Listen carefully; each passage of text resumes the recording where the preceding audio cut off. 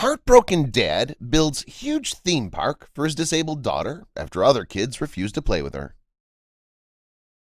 During a family vacation, a father was heartbroken to watch his daughter's confidence shattered when other children shied away from her.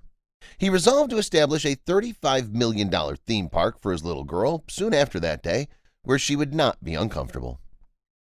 Have other kids ever made you feel uneasy when you were a kid? It's not uncommon for kids to bully a child they don't think belongs in their social group. Bullying is a common occurrence among children who aren't confident in themselves. It's difficult for parents to see their child being bullied. They instantly raise their voices in opposition to the bully in order to ensure that their child is no longer threatened. In today's story, the father had similar emotions as he saw his daughter become uneasy around children, but he came up with an unexpected solution to cope with the bullies. A life-changing experience. When Gordon Hartman's then 12-year-old daughter, Morgan, joined the pool while on vacation with his family, he was heartbroken to see other youngsters leave. When Morgan attempted to speak with the kids, they swiftly ran. The little girl didn't understand why the other kids didn't want to be around her, but Hartman did. Morgan's discomfort in a public place made him feel bad. Morgan was a special needs child. She was on the autistic spectrum, and her thinking worked like a 5-year-old. Other kids, according to Hartman, avoided Morgan because they didn't know how to communicate with a girl who had a cognitive handicap. An important decision. Hartman began seeking public venues that catered to children with special needs after observing how other children interacted with his daughter. He quickly recognized that such locations did not exist. Hartman believed that if he wanted his daughter to enjoy swimming in a pool without feeling insecure around other children, he'd have to build one himself. To make his goal a reality, Hartman met with engineers, doctors, and therapists several times. Hartman was not only a great father, but he was also a great person who cared about people with disabilities. He chose to aid them by selling his home building company in 2005 since he recognized their agony. He formed the Gordon Hartman Family Foundation to support people with disabilities using the money he got. Following the dismal swimming pool event, Hartman resolved to construct a theme park where no one would condemn Morgan or make her feel uneasy.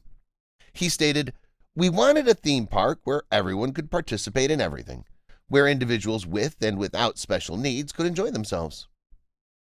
If you haven't already done so, please subscribe to our channel and turn on the notification bell to be inspired by these real-life stories on a daily basis.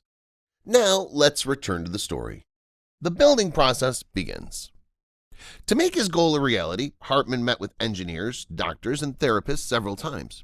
He even talked to parents of disabled children to find out what they wanted from the theme park. Following the completion of the planning process, Hartman directed his team to construct the theme park on a 25-acre plot of property near San Antonio, Texas. The project started in 2007 and was finished in 2010, according to Hartman. It's about making sure no one feels different. That's exactly what we aimed for with this park. Endless opportunities. Morgan's Wonderland was open to the public. He didn't limit the park to disabled individuals since he wanted his daughter to be able to freely associate with other kids. The theme park was a completely accessible small train and an Adventureland playground, as well as making the Ferris wheel accessible to disabled people. People with disabilities didn't have to worry about not being able to ride because Hartman made sure that all the rides were accessible. Furthermore, Morgan's Wonderland provided wristbands to its visitors, making it simple to keep track of them. It made it easier for parents of autistic children who were afraid of losing their children in busy places. An additional feature. Morgan's Wonderland was a big success, as evidenced by the large crowds. Since its opening, more than 1 million people have visited the San Antonio-based theme park and given it excellent reviews. In 2017, Hartman opened the gates of Morgan's Inspiration Island, a $17 million addition to the theme park.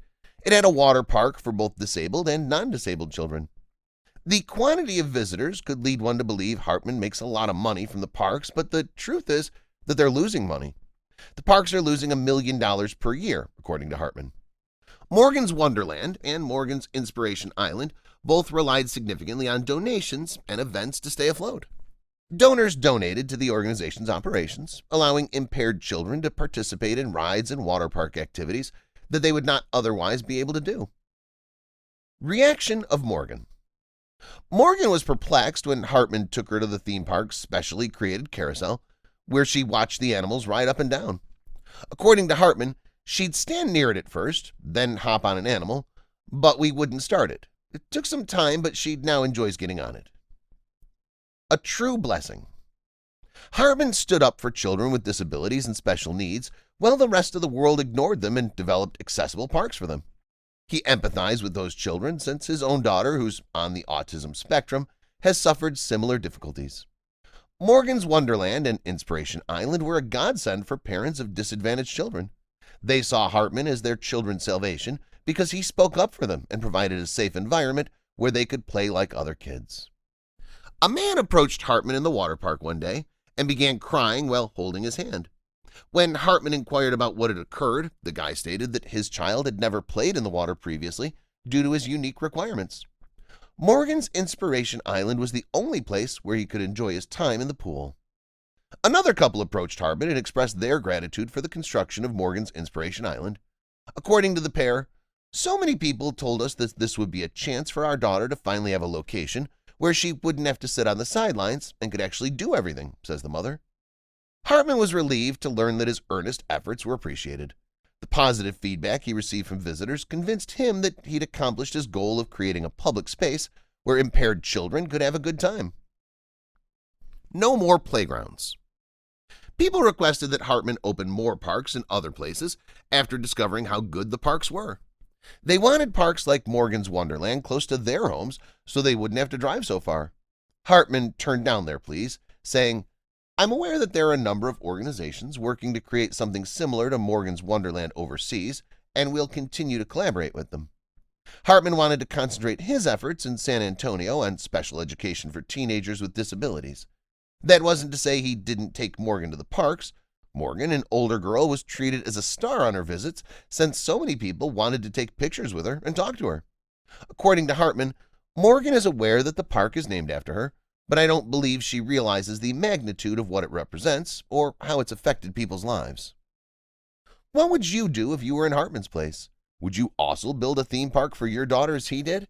Or would you use the money to do something else for disabled children? If you enjoyed this video, please give it a thumbs up and consider sharing it with someone else who might enjoy it as well. Thank you for watching, and I hope to see you in the next video.